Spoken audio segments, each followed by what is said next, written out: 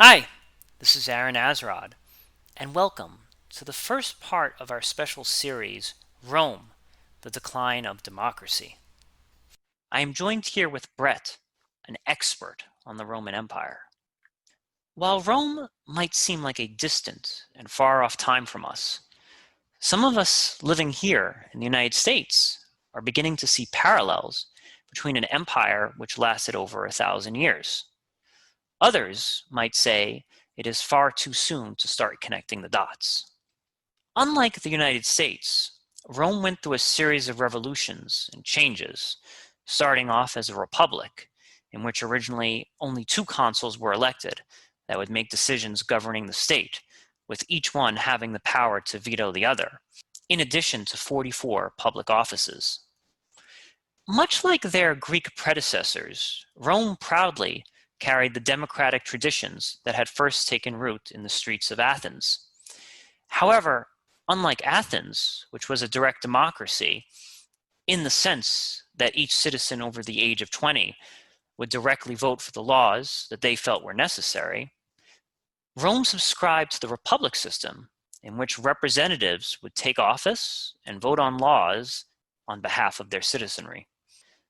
It was thought that having representatives whose sole purpose was to become experts on the issues at hand would lead to better decision making than the ill-informed masses who may not have the time and patience to dig in too deeply concerning every issue pressing the state. Reflecting on the failures of the Greeks, the implementation of a republic was certainly a huge step forward in eliminating inefficiency. The removal of the average citizen from the voting call may have created cracks in the way that citizens engaged with their government. While citizens certainly rejoiced that better and wiser hands were at the helm, this may have led to more people becoming complacent and ignorant to what was happening around them. In this first part, Brett and I will discuss the Republic years and how it eventually fell, and perhaps what pitfalls we here in the United States may need to look for. Brett, can you start by saying some of the things that worked well with the Roman Republic?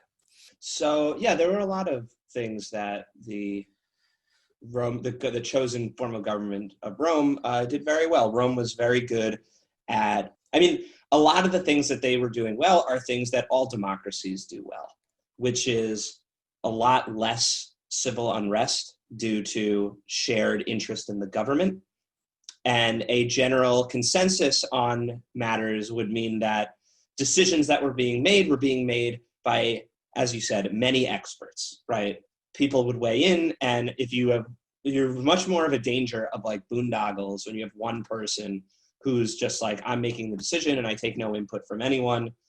So in that regard, Rome was very effective. Also, not as relevant today, but was relevant for the time, is that the the involvement the involvement of the average citizen in government meant higher pride in government, and what that meant was easier recruitment for the army. Rome Hmm. was able to raise huge armies super fast because people felt like it was their duty to protect the government that they themselves were involved in, whereas kingdoms maybe struggled a bit more to convince farmers that their gold pile that they were sitting on was worth dying for. So that's interesting. So, would you agree that citizens who have greater ownership in their state are more likely to take up military service than in states where the individual feels disenfranchised? I would agree on that. Yes, in at least in this context, yes. Yeah, absolutely. Because a lot of people, when thinking of the United States, think of the Vietnam War and the reluctance of the citizen to be drafted and having people flee to Canada, not partake in their military obligation as a result of feelings of disenfranchised. Well, in what ways did the Roman citizens feel enfranchised? Like if I was a Roman citizen, what could I point to and say, wow, this government's working for me, I have a say in this? Well, you'd have the tribunate probably would be the how the average citizen interacted with their government. The consulship was more reserved for the cream of the crop, as it were, for Roman citizens. There were only ever two per year. And then the Senate was a fairly small collection of the wealthy who got together on matters of debate and often forming laws. But the tribunate is where everyone got a vote. The Hmm. tribunate represented the people. The tribunate laws that the Senate the Senate were debating on were passed in the tribunate. It's funny you mention that because even in the United States with our modern day Senate and House, a lot of people think that the Senate is the house of the elite. So would you say that the tribunate is akin to our modern day House of Representatives? Yeah, and the assembly, the tribunate, the assembly, whatever you want to call it, is, yes, our government, which is based on the Roman structure of government. That's what our House of Representatives is they are the assembly, or as close as you can get. It's not obviously a one-to-one thing, but yeah, pretty much. That's interesting because I never knew that Rome was like the birthplace of the bicameral legislature. Like that's usually something that's attributed to the Enlightenment, but it's actually very interesting that Rome had a version. Now, what would happen if these two houses disagreed with one another? Which house would prevail? It depends what era you're referring to be frank. Because this is a very new idea of being ruled by something other than brute force, the rules that kind of control how things happen, they change, they're bent, they're broken. A lot of them are not official.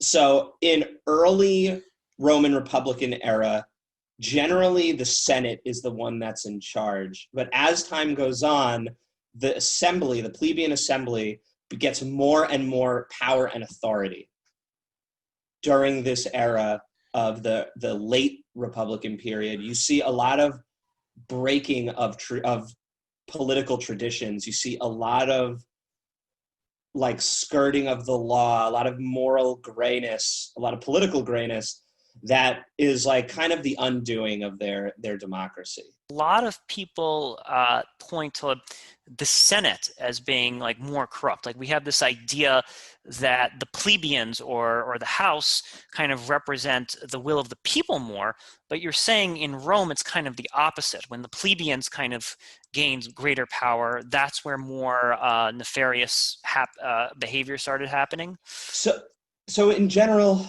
the plebeian assembly was dominated by, well, neither was dominated. We'll say that both had them. There was two political parties in Rome at this time: the populare and the optimates.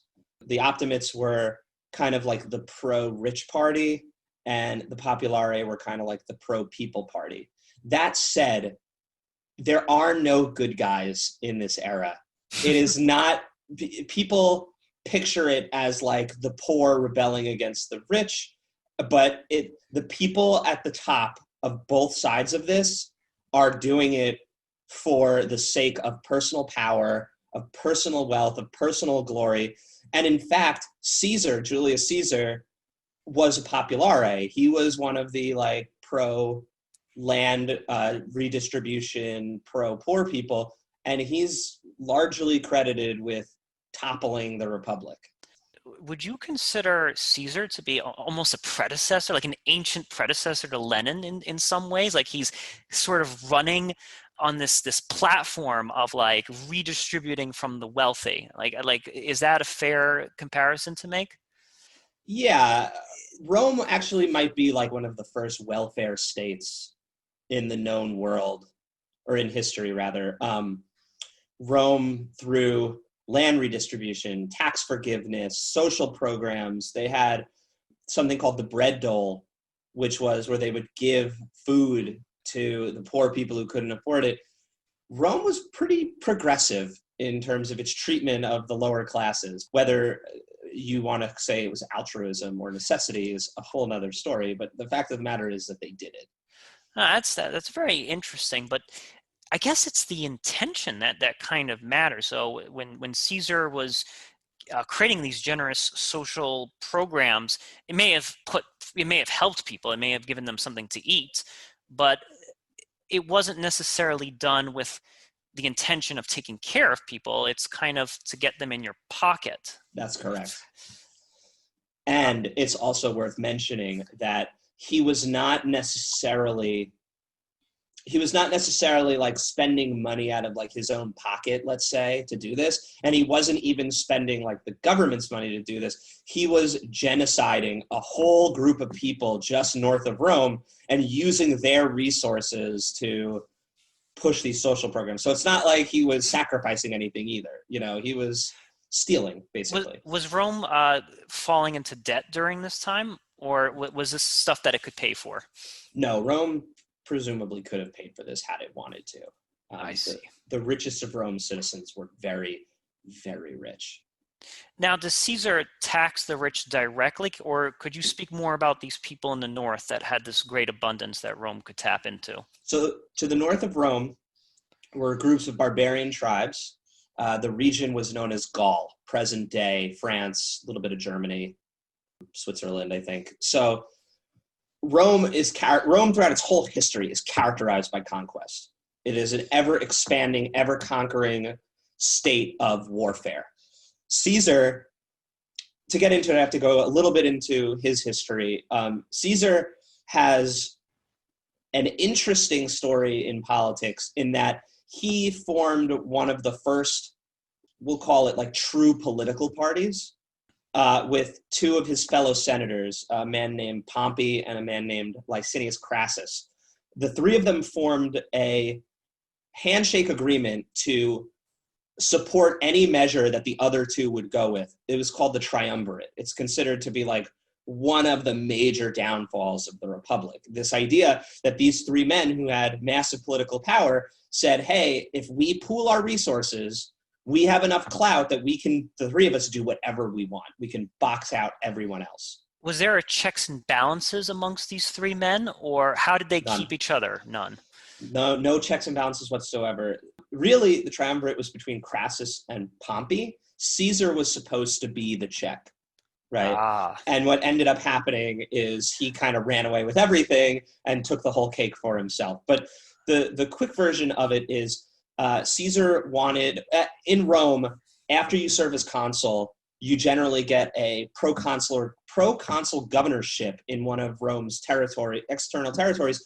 And that was kind of where you'd make your money, right? Obviously, people don't do things without, especially in Rome, without the promise of power and money to follow up. So consulars, their kind of retirement package is they would become a governor. And generally, the governors on the border states would make the most money and get the most resources because being on a border state meant you had the capacity to invade other countries. When you do that and you sack a city, you keep that money, right? That was like a legitimate way for them to get rich. And so Caesar was made proconsular of Swiss Alpine Gaul, which is Gaul. I think Swiss Alpine Gaul is like literally like Gaul above the Alps. And with that position, he kind of invaded all of northern Gaul under very flimsy, very similar to the United States, under very flimsy pretexts. Like they said something mean about us, so we're going to go in and we're going to take all their resources. And by the end of his campaign, he was a war hero. He was one of, if not the richest men in the world. He had legions and legions of loyal soldiers following him. He was ready. He was unstoppable. so it's like almost a birth of our like military industrial complex. We invade a place, we have we sack its resources, and then a host of other people get rich off of it. Because I imagine in Rome there were people that needed to manufacture the weapons and the shields, Yeah. and that's very interesting. And like, what are some of the pitfalls that an empire, like I imagine like there are a lot of glories, like okay, we get to take over all of their resources, but what do you think are some of the pitfalls you have if your entire economy is kind of based on conquering some new piece of land and exploiting its resources? One, there's a lot of headache that goes with incorporating land and people into a nation. Lots of political influence is spent distributing land, levying taxes. That is not to be, you can't ignore that. Large empires need large bureaucracies. Rome got around it a little bit, which we could talk about later, but for the most part, that is true. Another one would be you need large armies to do the conquering. And having large armies sitting around in your empire is really, really dangerous because, especially during this time period, armies were not always loyal to the state. Sometimes they were loyal to their general. And I'll let you put the pieces together of why that could be dangerous to a nation. Of these conquered people, for example, they must not have been too happy. Like when they were annexed into Rome, did they gain citizen rights, or were they just treated as like sort of like helots in Spartan times, as just slaves? So you have no citizenship for a while, but they did eventually integrate into Roman society. And when I say eventually, I don't mean like hundreds of years, I mean like decades. A lot of them were enslaved or captured.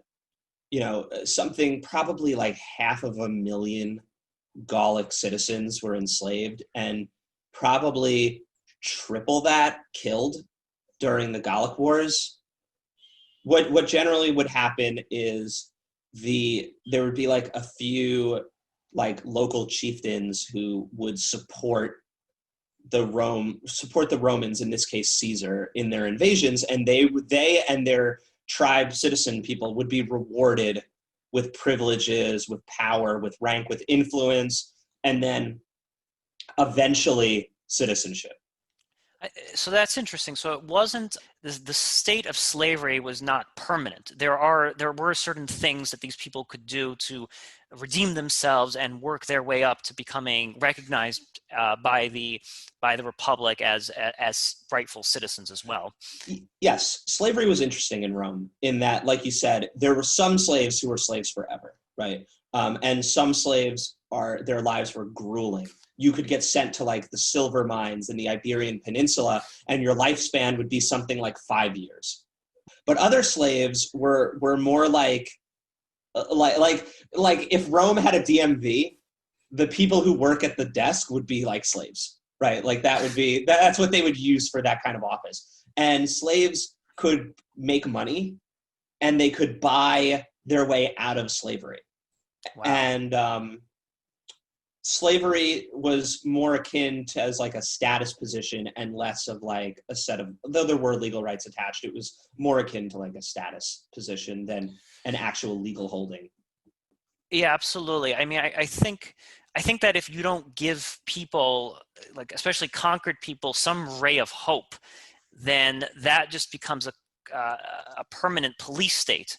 So I think that they must have wised up over the decades that we've got to we have to kind of create some kind of plan forward for these people.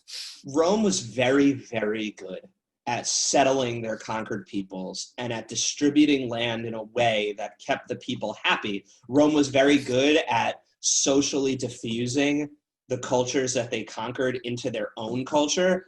So one of the main reasons that I would point to Roman success throughout history, and they definitely were a successful nation for a long time, is their ability to use immigration as a weapon instead of like a hindrance. Rome got stronger the more people were put under their banner. They didn't struggle and strain under different like cultures clashing with each other. I mean, they did a little, but not as much as you'd think, Now, would you say that as Rome annexed more territory, does that coincide with the plebeian class, the plebeian representation increasing? Are those two going along the same strand? No, it's not. It's not quite like that with a like that. It's not exactly like the House of Representatives, where like they would incorporate like the Iberian Peninsula, and then they'd send like 5 representatives over to represent Iberia. No, that's not the case. Ah, okay. So how did those people that were conquered, what was their representative body, or did they not have one? Well, that's the thing, is that it was not official. Their representative bodies were generally the old tribe, the tribal chieftains.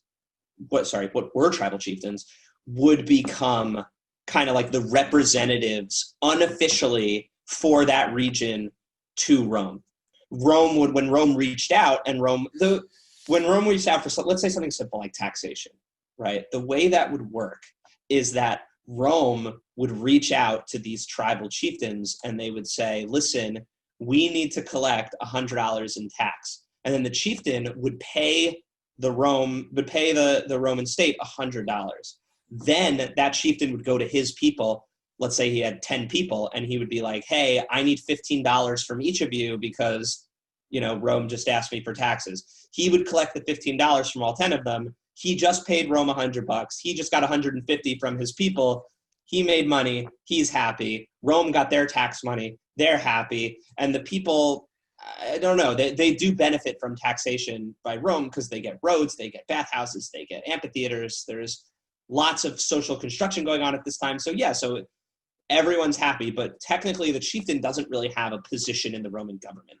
So that's interesting. So there's two tiers of Roman government. There's like the formal system, and then these conquered territories are sort of a part of like an informal form of governance where they're not a part of the Senate, they're not a part of the plebeian house.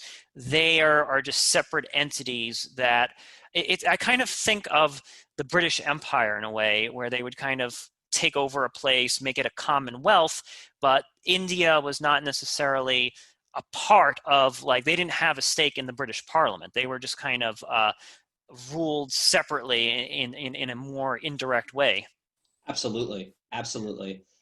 Rome eventually would get around to officially incorporating all of the territories, most of the territories that it takes. But yes, for a long time, they just kind of have like you said, like a commonwealth area where they are loyal to Rome. They pay Rome tribute. They pay Rome taxes. They send Rome troops. Rome builds roads and stuff, but they have no representation. They don't get to make laws. Let's turn back to Caesar and the rise of the plebeian class. So the plebeian class is obviously rising in nature within Rome proper. And Caesar, yeah, go ahead. Well, I think it's worth talking, but Caesar is often pointed at as like the beginning and the end of the Roman Republic. That's if you studied Rome in high school or even like freshman college, then that's what you would learn, is that like Rome was doing good, along comes Caesar, down goes the Republic, up comes the empire. But Rome wasn't built in a day, and it certainly wasn't destroyed in a day. Before Caesar, it's worth talking about a couple of people who kind of started this idea of the collapse of the Roman Republic. So Caesar was doing his thing around 50 BC. About 100 years before him, there is a pair of brothers whose last name are Gracchi, Tiberius and Gaius Gracchi. Tiberius was operating in about 135 BC. At some point, he led a disastrous campaign in the Iberian Peninsula, which is present-day Spain, right? About 20,000 troops were captured. When he drew up the terms of surrender, the Senate rebuked him. They chastised him. They called him a coward. They called him a failure. They really like tore him a new one, right? And the main rebukement came from his father-in-law. It was this huge insult. And Tiberius kind of realized that he was, from that point on, he was at odds with the Senate. But he had plans, and he had a need for support to push his plans through. If he couldn't find support in the wealthy Senate, he needed to turn his attention elsewhere. And where he turned was the assembly. He ran and won for tribunate. And as a tribune of the plebes, he constantly would rally for land reform. His thing was land reform. They had just won a lot of wars in North Africa. This was like towards the end of the Punic War, or not the end. This was a little bit past the Punic War. It was maybe like a decade after the Third Punic War was over. And soldiers needed places to be settled. they needed land because that was like Rome's deal. That's how they like paid soldiers, was like you serve your time and you get money and you get a plot of land, right? And so what Tiberius wanted was there was a lot of public land that was supposed to be distributed by the state, but was actually being used by the wealthy to just make them richer, right? He wanted to use that land to give to the people, and the people loved him for that. The problem is that the way that the Roman democracy was set up was that it was really easy if like one person in the system didn't agree with you to just like railroad your whole plan. The consuls could veto each other, and there were like 10 tribunes of the plebs at any one time. If one tribunate didn't like what you were doing, you could just veto your thing. That's like the filibuster today, but pretty much. That's correct. Yes. So that's actually a really interesting comparison. It was very much like that. And so what ended up happening was that Tiberius was at odds with one of his fellow tribunates, and what he did was he had the tribunate physically removed from the debate floor, or whatever you want to call it, so he could not object to the passing of the law.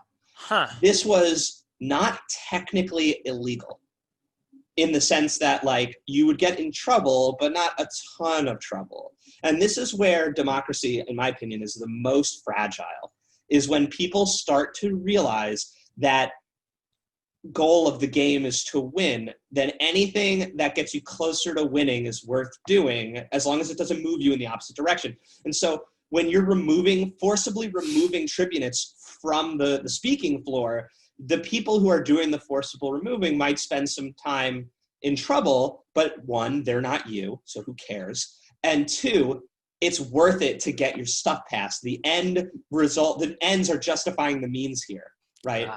And so that's what we start to see in this era with this guy, with Tiberius, is it's a huge lack of foresight, because if you're doing this to your opposition in the present, that's now on the table, and that could very well happen to you down the road. That is absolutely what starts happening. You start seeing an escalation of force in politics, where what was once debate becomes rioting and thuggery, and it's more and more becoming who has the scarier supporters that can threaten the other people into voting the way you want to vote, or prevent the people you don't like from voting. Bribery was always a thing. It's becoming more of a thing. Eventually, the Senate, tired of Tiberius kind of like this demagoguery of appealing to the people and riling them up and thuggery, he actually is killed, right? The Senate has him killed. Wow. Him and about 300 of his followers are murdered, right? They thought, the optimists thought this would be the end, but his brother steps into the vacuum, Gaius Gracchus, and he's even worse, because he has all of the opinions of his brother Tiberius, with the chip on his shoulder that the Senate murdered his brother. Wow. Right, and it gets worse and worse. It's with these two parties, to the point where there is no consensus anymore. And the way you get things done is by breaking, and that's the thing, is they're not breaking the rules.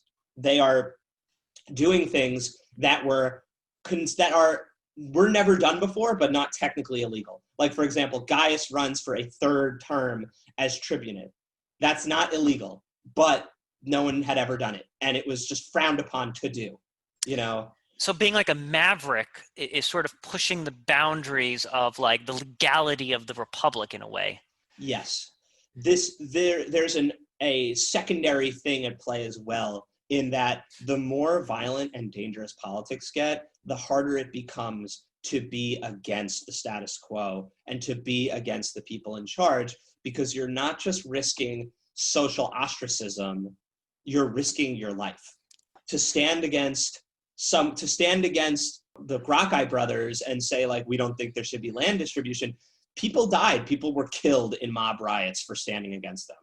I mean, this is obviously a very weak comparison, but I do think a little bit of social media, in the sense that if you say something that people disagree with, you're not going to be stabbed to death. Like, I'm not going that extreme, but it's like you do risk something personal. You risk your livelihood or losing your job.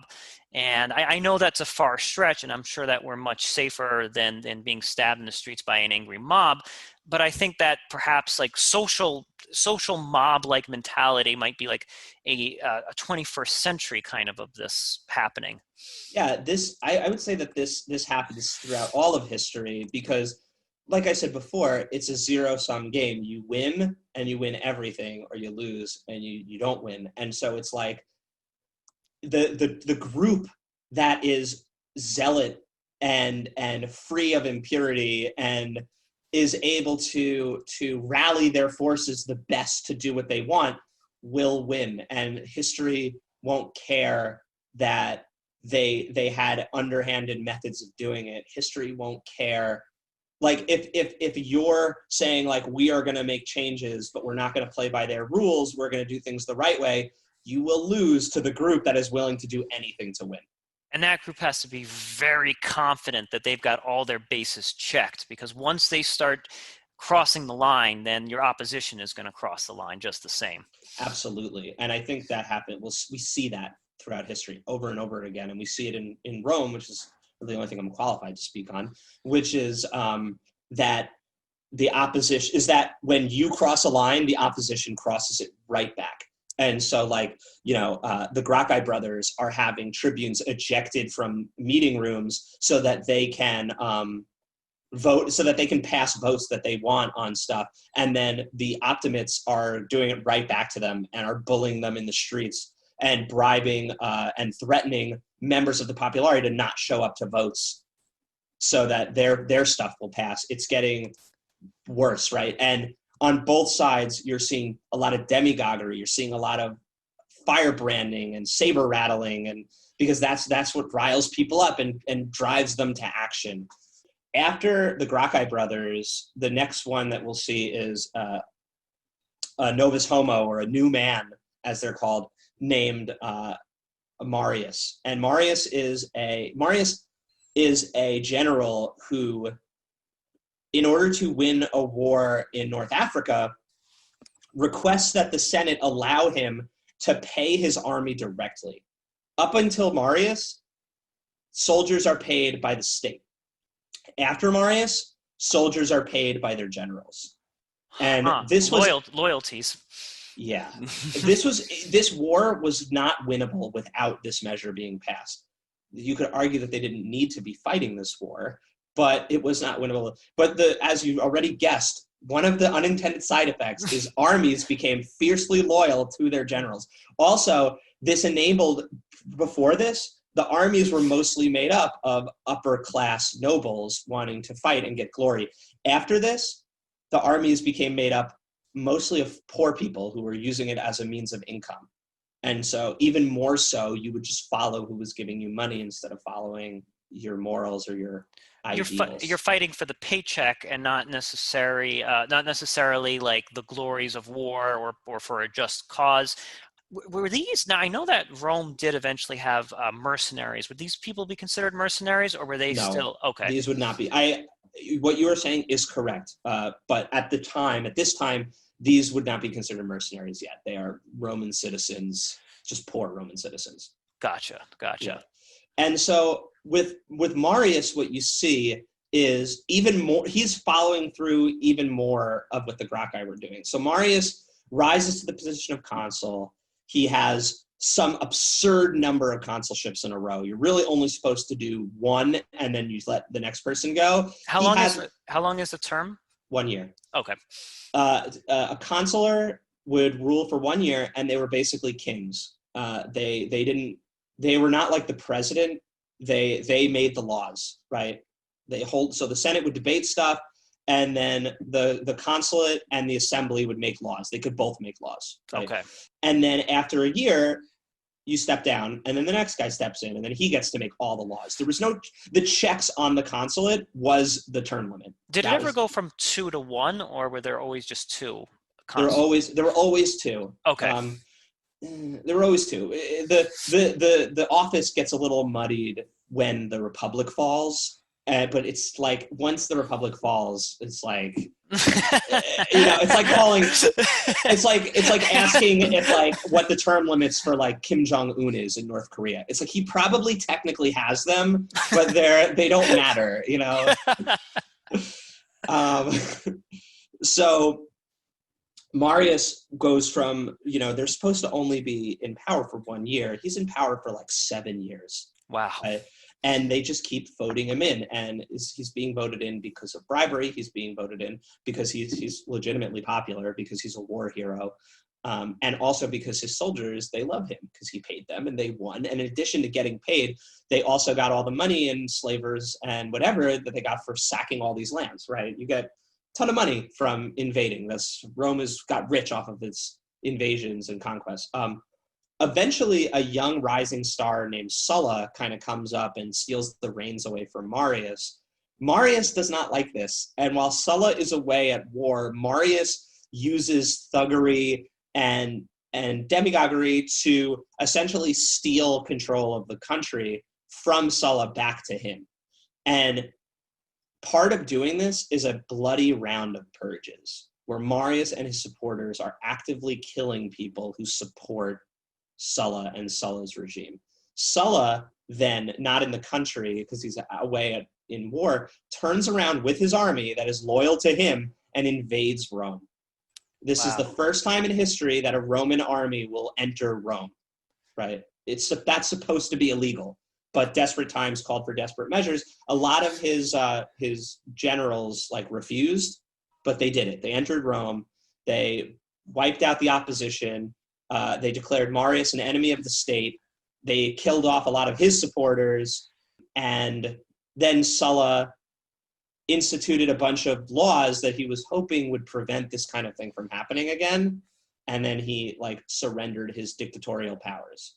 Because he was obvious, when you march in with an army and take control, you're a dictator, right? That's it's very interesting that we have this kind of pattern throughout history of people doing heinous things, breaking all sorts of laws. And I kind of imagine this in the Russian Revolution a little bit, where it's the Tsar is bad, we're going to kill the Tsar, we're going to kill his family. But then when I come into power, I'm going to put all these safeguard provisions in place. And it doesn't quite work out that way because you came into power with such bloodied hands. Do you think it's difficult to then to be okay, I'm in power, everything's back to normal, and now we're going to have rule and order? Do you think that's a difficult transition if you came to power through nefarious means? Oh, it's impossible. And in fact, Sulla eventually leads to Julius Caesar. He's the next guy in this order of, degrading Roman ideal or Republican ideals. But absolutely, because the takeaway is rules can be broken. Any rule can be broken with sufficient force and authority. And so you can't break rules and then build up new rules and be okay, but these are good now. Because the takeaway that the next generation will take, and the takeaway that the next generation did take, was the people who control the armies control the country.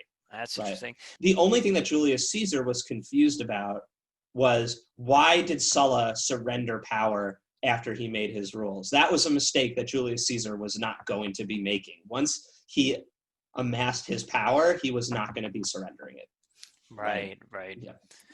I guess even one exception would be the American Revolution, which I think it was bloodied and there was acts of violence, but I'm wondering what made that work, where it's there was a violent overthrow and then new laws were implemented, and then obviously we're still here today. I'm wondering, when you violently take over, what kind of cracks might there have been in Rome that weren't necessarily there?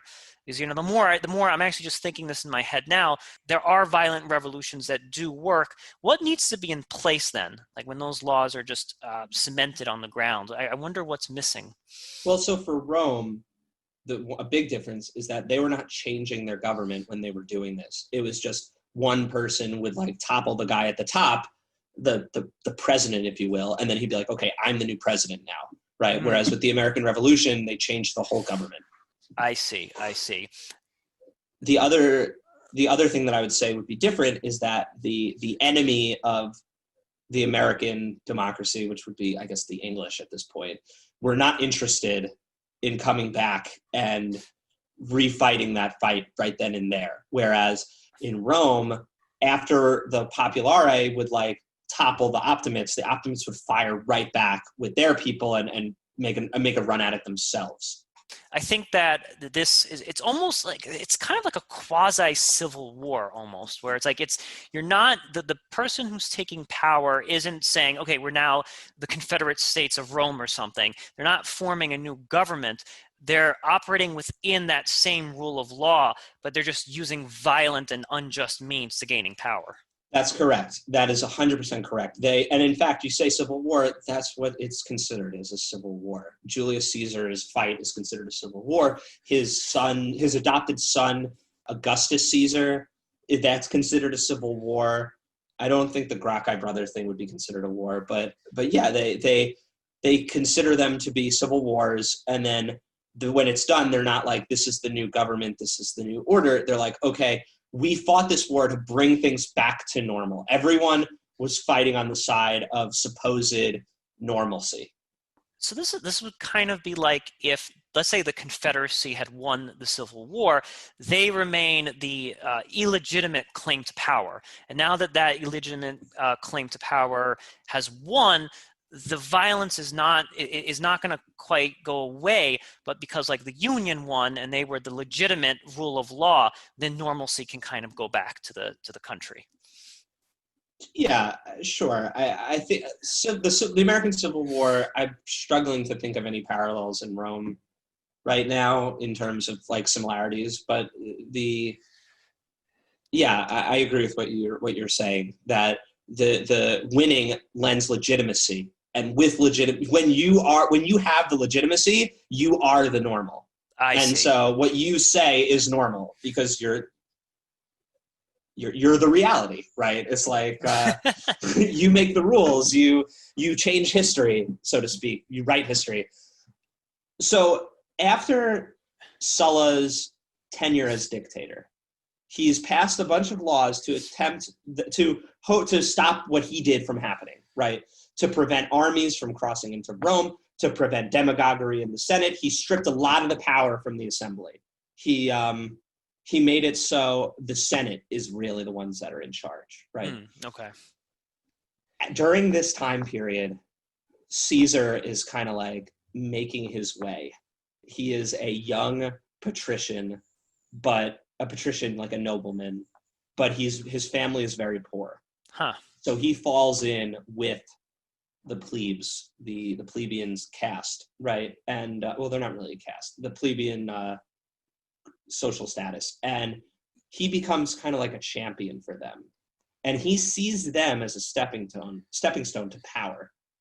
I'm just trying to get into his mindset. You know, I think like if he had been born just poor to begin with, he may not have had that sense of entitlement. I think coming from a more powerful background, but then going through poverty, you kind of want to regain your former glory, so to speak. Oh, absolutely.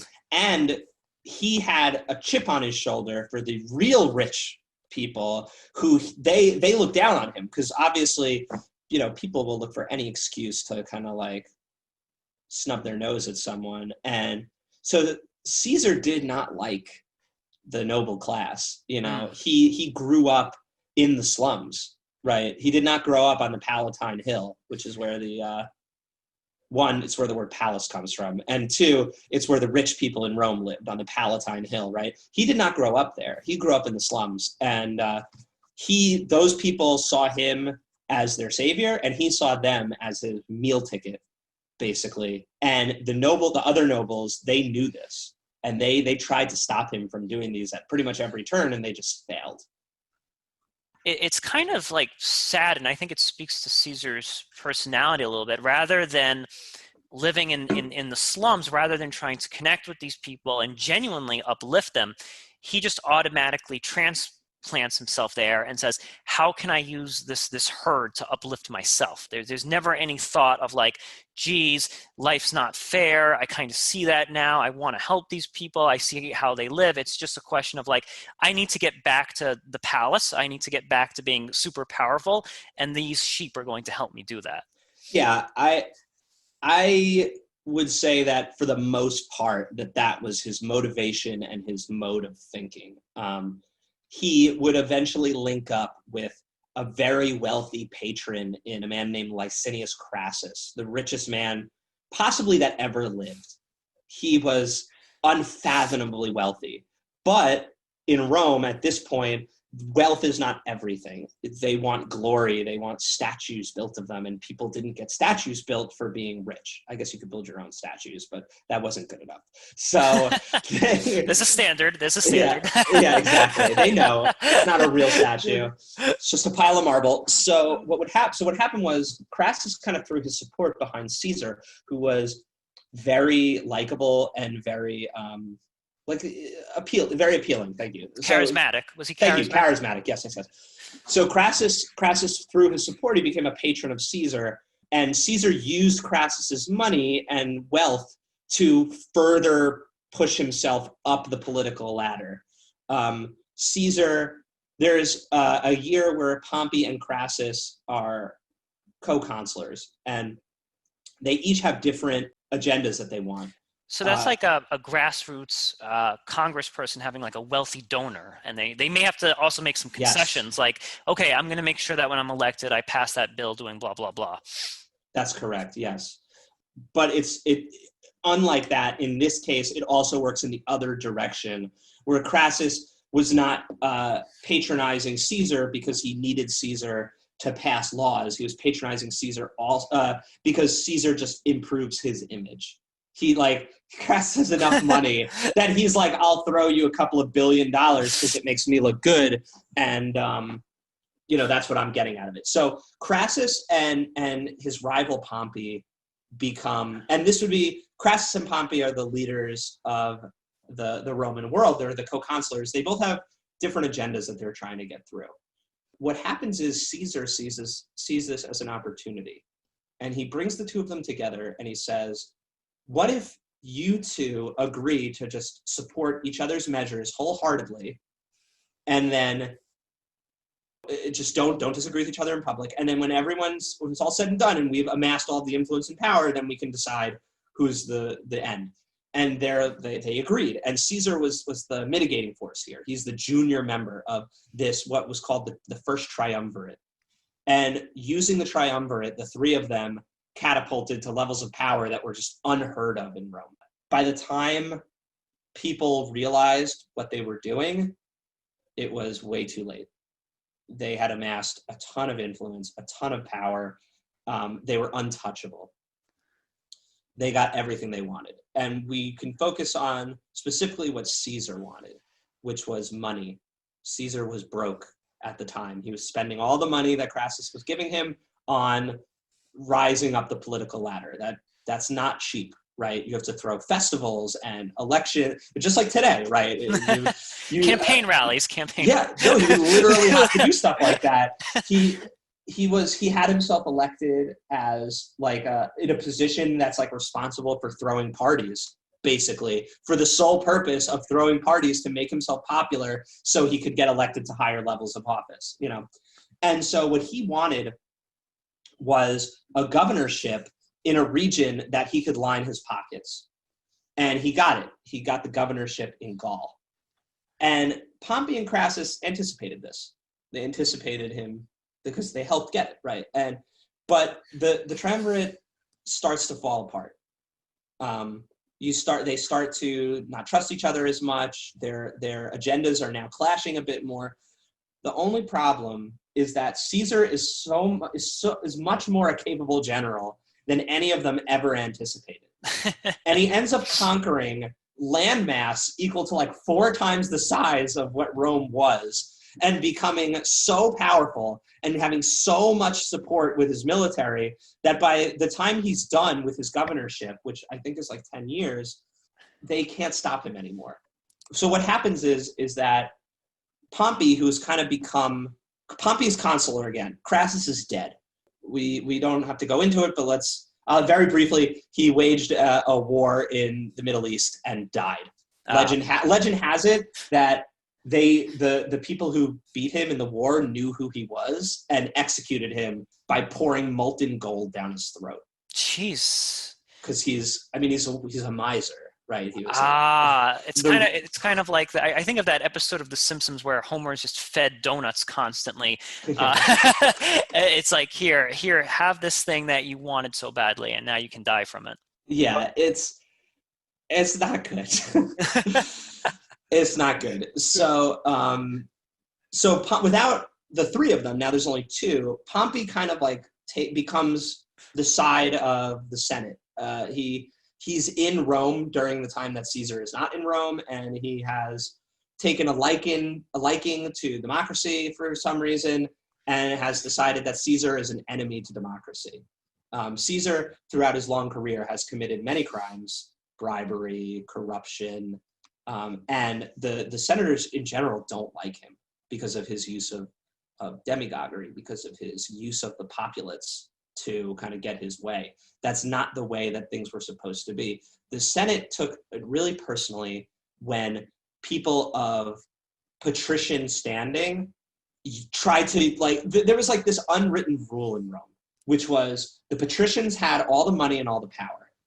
The plebes had basically nothing. You as a patrician are not supposed to offer your power to the plebes and then use them to steal power from other patricians, because that idea of the patricians turning on each other would eventually result in the patricians losing their power. And so Caesar was doing that. The Gracchi were doing that. And so the rest of the Senate, which were all patrician, did not like him for that. They were just itching to get him to come back so they could try him and convict him of crime. And it's funny because he probably wasn't going to be executed. That was never on the table. More likely, he was going to pay a huge fine and spend the rest of his days in political obscurity. Huh. But that was unacceptable to Caesar. He could not live with that idea. And so he started a civil war to prevent that from happening.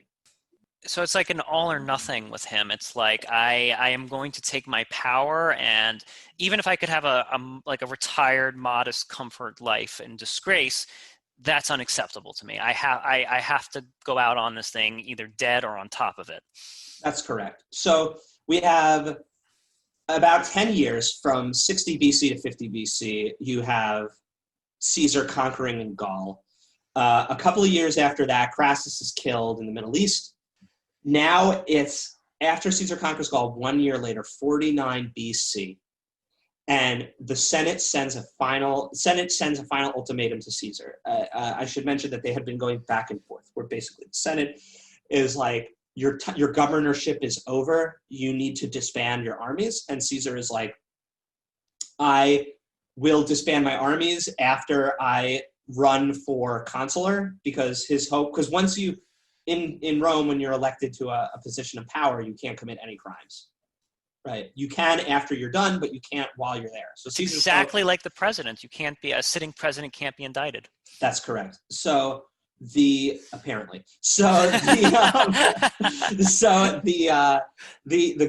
plan for Caesar was he was going to be elected consular, and then that would protect him for an additional year, and then in that year he would make rule changes that would enable him to stay out of trouble, right? And the Senate, being basically headed up by Pompey, said, you can't run for consul. You have to physically be present in Rome. That was the law. And obviously, if Caesar showed up in Rome, you can't show up with your military.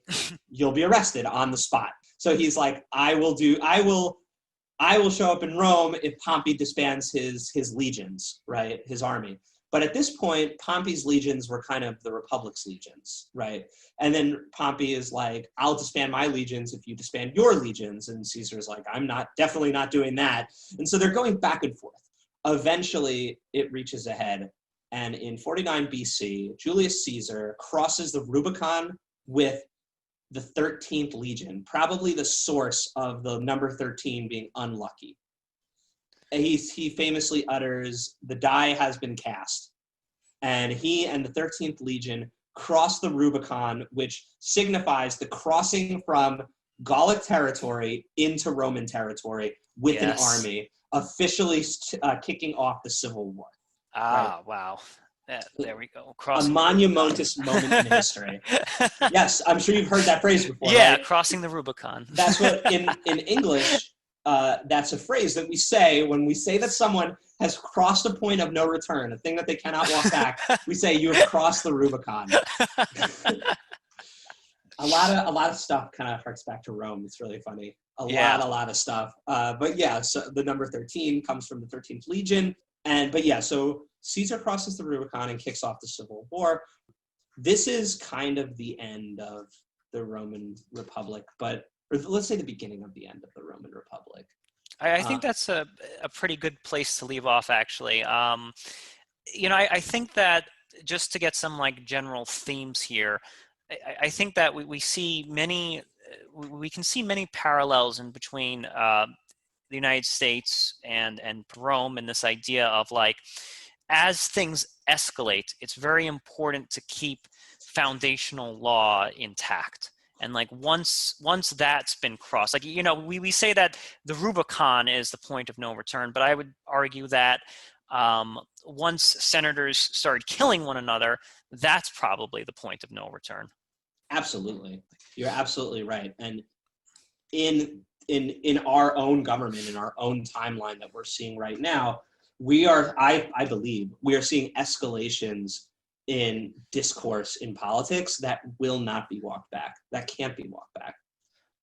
Especially with our current sitting president, the things that he is willing to do, the steps that he's willing to take, and then from his opponents, particularly, I guess I would point the finger at like Cortez or Sanders.